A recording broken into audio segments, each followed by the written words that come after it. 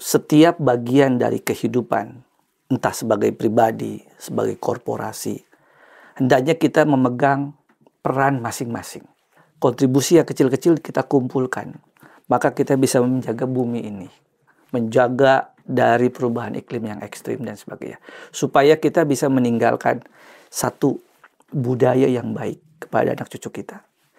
Yang kedua, otomatis bumi yang lebih baik.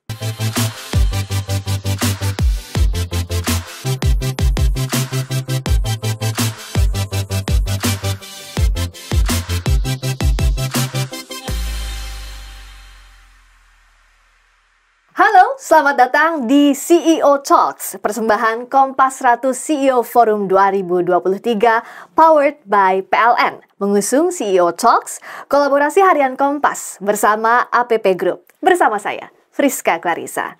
Saudara, seiring dengan meningkatnya kesadaran akan isu-isu lingkungan, sosial, dan tuntutan regulasi yang semakin ketat, banyak perusahaan mulai mengintegrasikan prinsip keberlanjutan dalam strategi bisnis.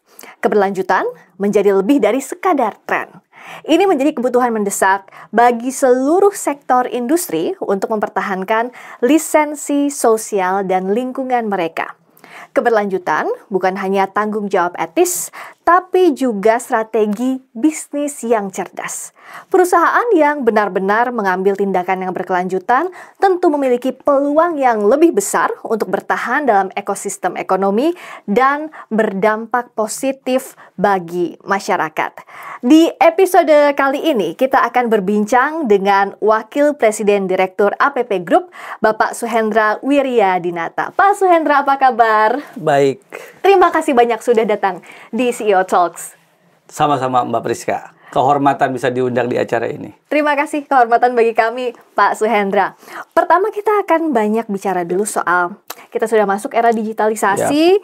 Tanggapan Bapak seperti apa soal era digitalisasi ini? Mengingat kalau kita lihat bisnis inti dari APP adalah memproduksi pulp dan juga kertas, Pak. Pertama, secara operasional, running sebuah bisnis, era digitalisasi sebuah keniscayaan saat ini. Kita tidak bisa lagi lari dari era digitalisasi, otomasi, dan sebagainya. Oleh karena itu kami di APP Group sudah menerapkan digitalisasi atau automation dalam setiap rantai kegiatan kami. Mulai dari hulu hingga ke hilir. Mulai dari bahan baku, persiapan bahan baku, hingga proses produksi dan delivery.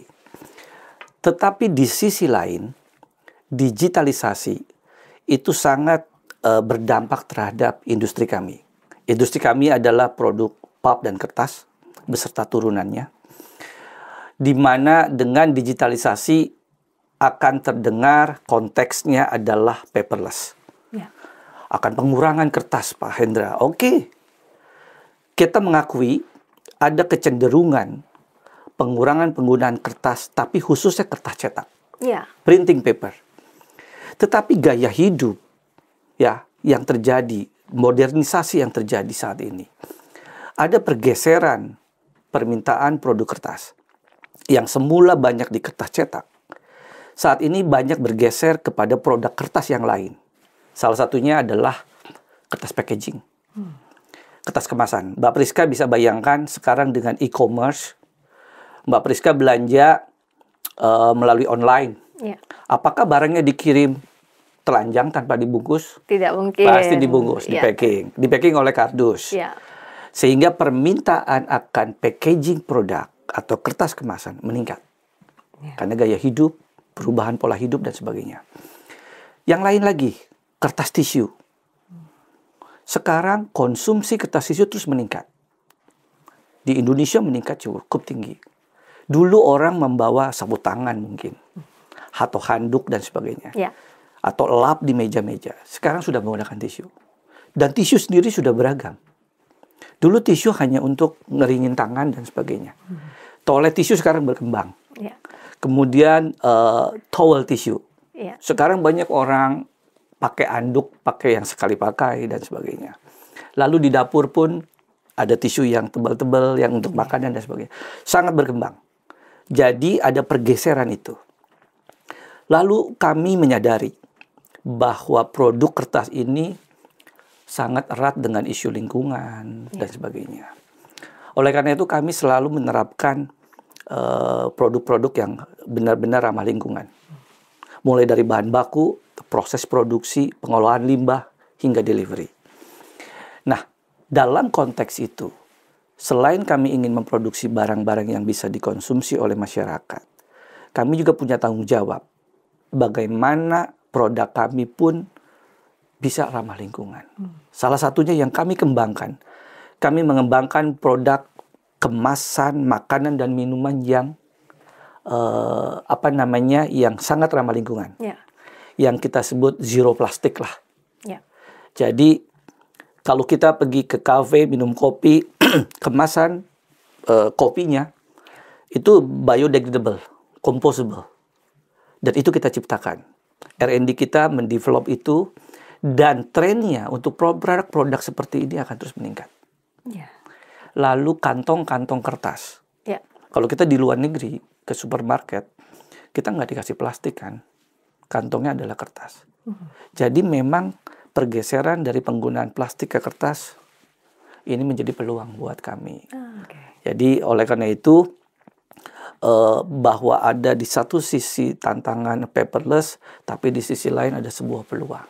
Dan peluang ini dimanfaatkan dengan baik. Dengan baik. Selain sebagai bentuk kepedulian kami menunjukkan itu. Ini menarik karena setiap ada peluang, disitulah kita harus berinovasi di dalamnya. Betul. Bicara soal membaca peluang dan tantangan. Salah satu tantangannya, kita lihat ada tantangan rantai pasokan juga, Pak Hendra. Terutama dalam hal bahan baku untuk produksi pulp dan kertas, apa yang APP lakukan? Mungkin sebagian dari masyarakat belum mengetahui apa itu bahan baku kertas, apa bahan baku tisu. Bahan baku kertas atau tisu adalah kayu. Lalu orang berkonotasi bahwa kayu itu kita menebang hutan. Nah, ini yang kembali salah. Kami selalu mencoba mengedukasi masyarakat supaya mengerti. Kami mendevelop sebuah hutan tanaman industri. Sebagai contohnya yang lebih konkret seperti ini. Kalau kita menanam padi, lalu memanen. Sama dengan halnya kami menanam pohon. Yang kami tanam ada akasia, ada eukaliptus. Jenis pohon-pohon yang fast growing. Kemudian pohon ini fibernya, seratnya memang dibutuhkan untuk membuat kertas. Nah, kami mendevelop ini sudah lama, lebih dari 20 tahun lalu.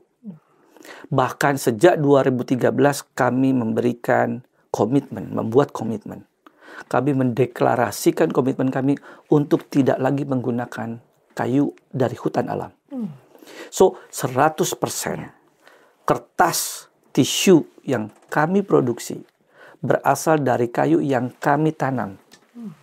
Jadi kami nanam, 5 tahun kami cut, tanam lagi, cut lagi. Siklusnya begitu. Jadi sekali lagi kesempatan ini juga untuk mengedukasi masyarakat. Jangan dikira bahwa semakin banyak pakai kertas lalu kita menggunduli hutan. Enggak. Hutan yang sudah kita miliki, kita tidak bertambah. Kita ya segitu. Kita tahun ini menebang 50.000 hektar, ya kita tanam 50.000 hektar itu yang habis kita tebang. Tahun berikutnya kita lagi di tempat yang ini. Ya, kita tebang, ya kita tanam langsung. Jadi begitu tahun ke-5, ke-6, kita kembali yang ini. Kayak kita, kalau Mbak Priska punya restoran ayam, Mbak Priska tiap hari harus potong ayam. Tapi kan harus ada yang umurnya berbeda-beda. Kalau usianya 30 hari, maka punya kelompok ayam yang usianya masing-masing beda 1 hari kan, dalam 30 hari supaya sustain bisnisnya. Ya, itu yang kami lakukan. Kayaknya Pak Hendra bisa baca pikiran saya, karena saya baru mau tanya juga soal dalam konteks perubahan iklim ini, bagaimana perusahaan bisa menjamin bahwa produk yang dihasilkan berasal dari hutan yang dikelola secara berkelanjutan, begitu ya? Seluruh pasokan kami dari perusahaan-perusahaan forestry, baik yang kami miliki, APP Group miliki, ataupun yang mitra-mitra kami memiliki sebuah metode bagaimana mengecek dan meyakinkan bahwa kayu-kayu yang masuk ke pabrik, rantai pasokan, adalah kayu-kayu yang memenuhi standar yang sudah kami tetapkan. Jadi itu bisa dipastikan ya, Dan Pak, itu bisa dipastikan. Dan itu diaudit. Bisa dicek oleh pihak ketiga. ya? Jadi kami dapat sertifikasi. Bukan hanya sertifikasi di hulu, di hutannya. Sertifikasi yang namanya hutan lestari. Sertifikasi yang namanya SVLK. Sertifikasi yang namanya PEFC. Iya. Jadi industri ini industri yang rawan atau konteks lingkungannya menjadi sorotan, sehingga sertifikasi, persyaratan dan ininya sangat ketat. Sangat ketat. Iya. Ya. Jadi itu harus dipastikan betul, karena betul. climate change ini bukan hanya kita bicara normatif, tapi harus kita Iya. pikirkan sejak sekarang dan harus dilakukan. Harus dilakukan. Menyeberang sedikit, 50% produk kami ini kami ekspor. Ya. Salah satu market terbesar adalah Jepang. Market Jepang kami sudah develop lebih dari 25 tahun. 30 tahun lalu kami sudah coba masuk di Jepang. Mendevelop market di Jepang sangat tidak mudah. Requirement-nya berat. Tapi kita bisa penuhi. Market kami ke Eropa, ke Australia, kami bisa masuk. Artinya apa? Persyaratan-persyaratan yang disyaratkan kami penuhi. Gitu. Iya. Nah, bicara soal menyeberang tadi, Ya. Pak Hendra, kan yang dihadapi sekarang adalah persaingan skala global. Ya. Dalam persaingan global ini bagaimana APP berencana untuk terus tumbuh, terus berkembang ke depannya? Pertama, tidak bisa tidak dan kami sudah lakukan dan akan terus kami lakukan. Kami melakukan efisiensi, meningkatkan produktivitas di semua lini. Ya. Mulai dari hulu sampai ke distribusi. Ya.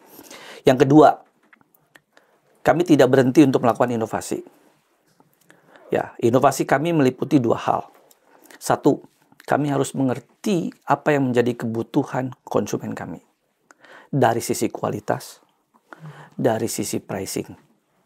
Oleh karena itu, juga dari sisi masyarakat, tuntutan, environment friendly dan sebagainya. Kami fokus kepada itu. Lalu tentunya kami juga, marketing kami melakukan research. Mana pasar-pasar yang potensial.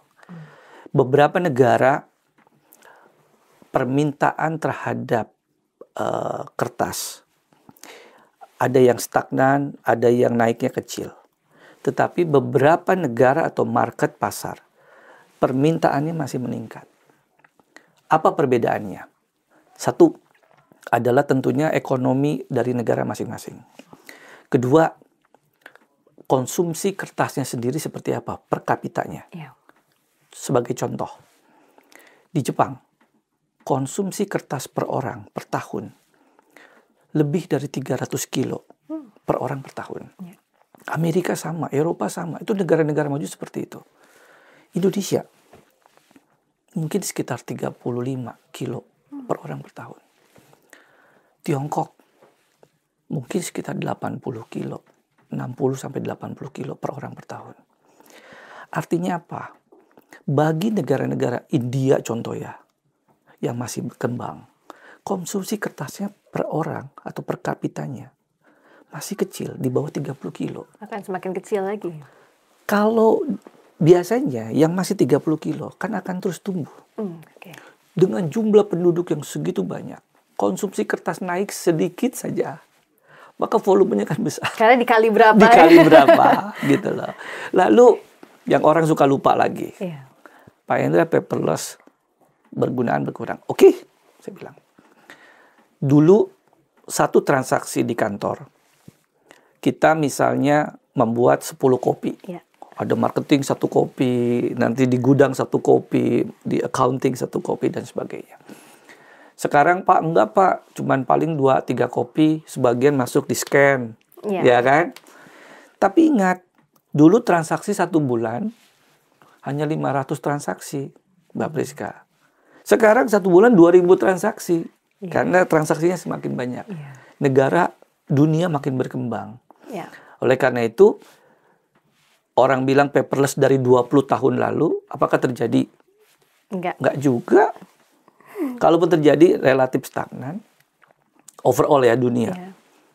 Bahwa ngomong paperless itu dari 20 tahun lalu, Mbak Priska, bukan baru 5 tahun ini. Yang ada mungkin perubahan pola konsumsinya. Pola ya, Pak? konsumsi, pergeseran kertas, Iya. yang tadi saya sampaikan.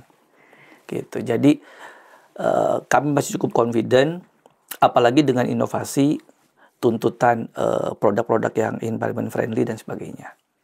Kami bisa menjadi substitusi terhadap plastik packaging, plastik gelas dan sebagainya.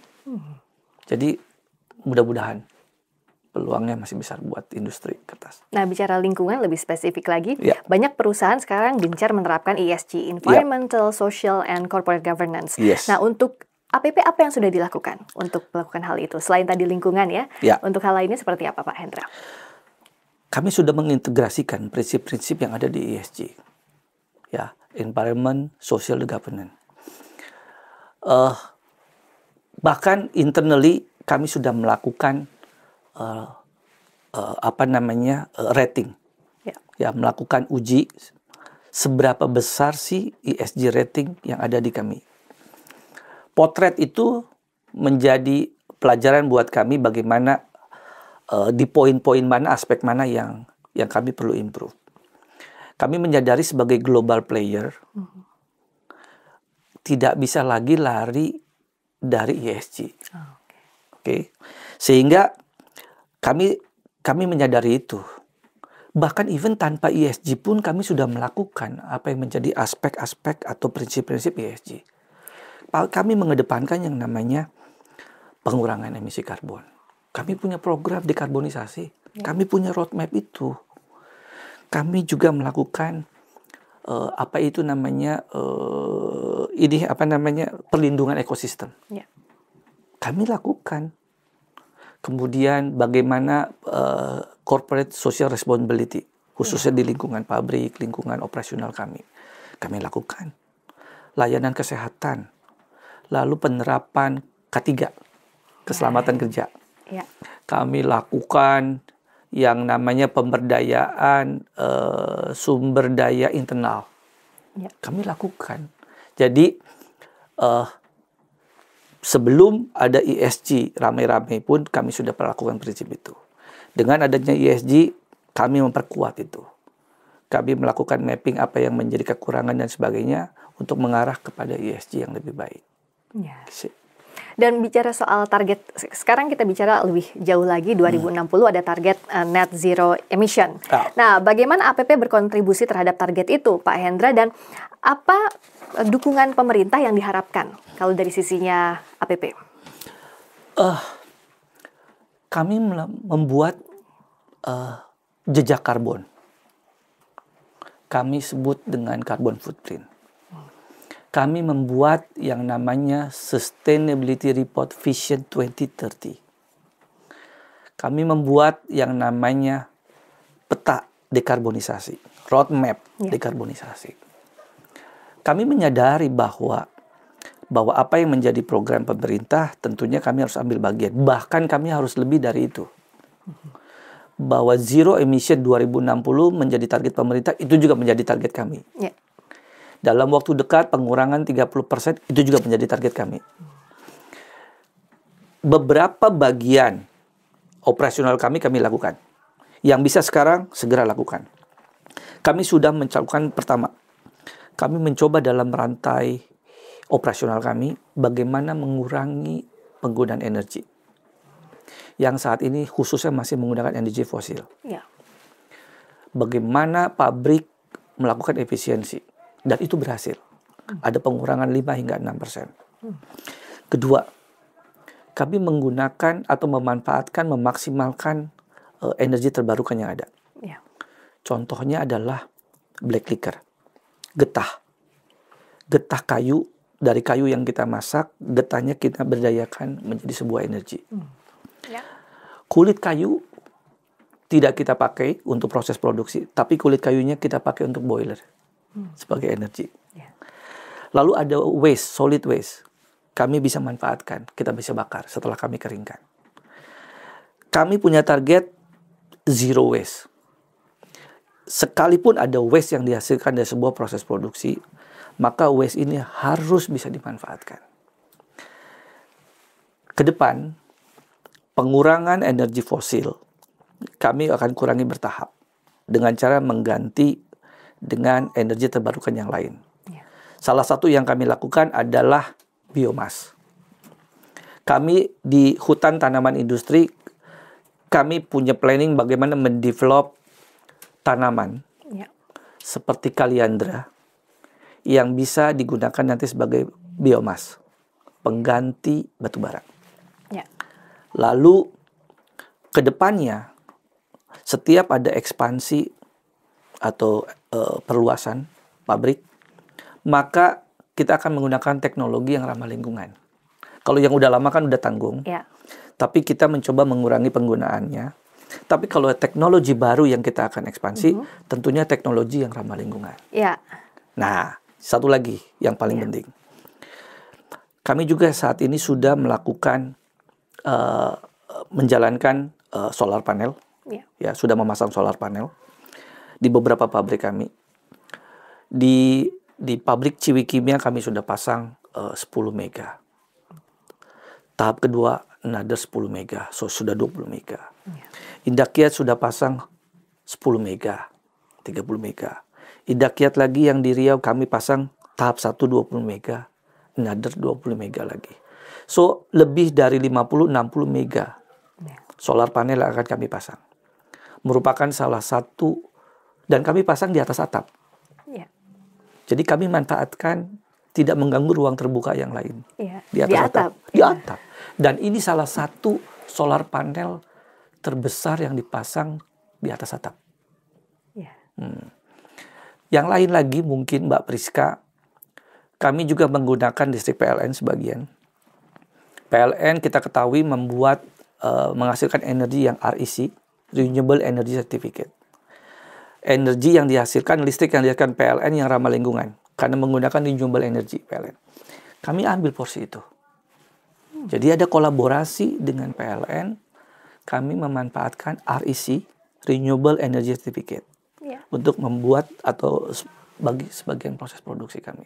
Itu bagian dari roadmap dekarbonisasi. Menarik soal ini. Bicara soal energi, bagaimana perusahaan mengatasi fluktuasi harga energi yang mungkin memengaruhi biaya operasional? Harusnya dengan roadmap tadi ini bisa terjawab, tidak perlu dikhawatirkan ya Pak?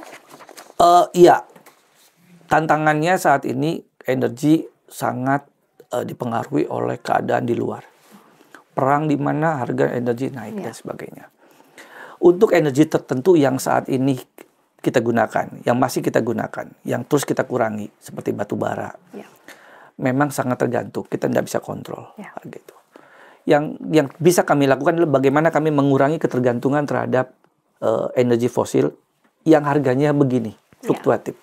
Yaitu apa? Kami mencoba dengan alternatif yang lain. Selain tadi mengurangi, mencari alternatif energi lain, seperti biomas, kemudian solar panel, listrik yang PLN yang renewable energy dan sebagainya. Harapannya bagian dari proses roadmap dekarbonisasi adalah sekaligus menghilangkan ketergantungan terhadap fluktuasi. Gitu. Bisa lebih mandiri ya Pak? Bisa lebih mandiri harapannya.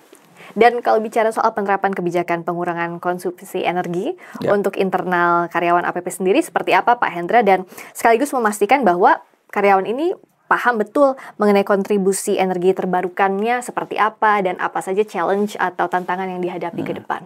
Sosialisasi terhadap bagaimana harus berhemat energi kami lakukan oleh internal communication kepada karyawan. Berbagai inisiatif selalu disampaikan berulang-ulang. Yang lebih menonjol mungkin hal kecil tapi yang kami lakukan, sudah kami lakukan dan terus kami lakukan setiap jam kerja, jam istirahat, jam 12, listrik itu mati. Listrik mati. Khususnya di pabrik, listrik mati. 1 jam, jam 1 baru hidup. Jadi, mungkin hal sepele gitu ya. Lalu yang kedua, beberapa pimpinan ada yang mulai menggunakan mobil listrik, kendaraan listrik dan sebagainya, gitu loh. Ya, di samping itu sebenarnya hal yang lain menjadi pertimbangan karyawan juga banyak. Kalau yang mereka biasanya rumahnya dekat-dekat, perginya kantornya sama, suka sama-sama gitu loh. Iya. Katanya selain berhemat, bayar gantian ya sekaligus juga mengurangi. Iya. Tapi hal Mengurangi sepele energi. tapi ya sekaligus. Karena sebenarnya dari hal-hal sehari-hari semestinya ya Pak ya. Iya. Dan kami juga remind bahwa perilaku berhemat tidak hanya dilakukan di kantor, Ya. tapi juga lakukan di rumah. Gitu. Ya, menarik sekali tadi pembahasannya. Kita bicara soal roadmap, tapi juga dari kehidupan sehari-hari Ya. juga kita sudah bahas. Berikutnya saya mau ajak Pak Hendra untuk bermain. Oke. Ada rapid fire game. Jadi memilih this or that. Saya akan kasih pertanyaan pilihan cepat aja Pak. Oke. Yang pertama, film atau buku? Film, Lalu koran atau portal berita online? berita online, Recycle atau repurpose? recycle. Kenapa?